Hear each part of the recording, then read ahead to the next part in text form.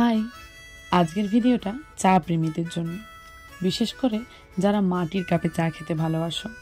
আজ আর্ট না, ক্রাফট বানাবো। কলকাতা থেকে বাড়ি আসার রাস্তায় আমি এটাকে পেয়েছি।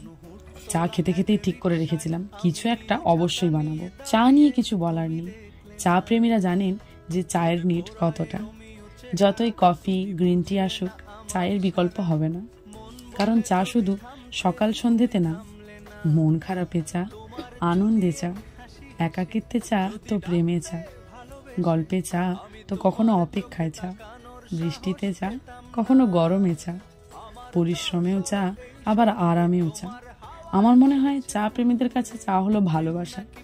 এর জায়গা কেউ নিতে পারবে না। যেমন প্রিয় মানুষের জায়গাটা কেউ নিতে পারে না, ঠিক তেমন। তোমরা কারা চা প্রেমী অবশ্যই কমেন্ট করো। ক্রাফটটা কেমন লাগলো জানিও।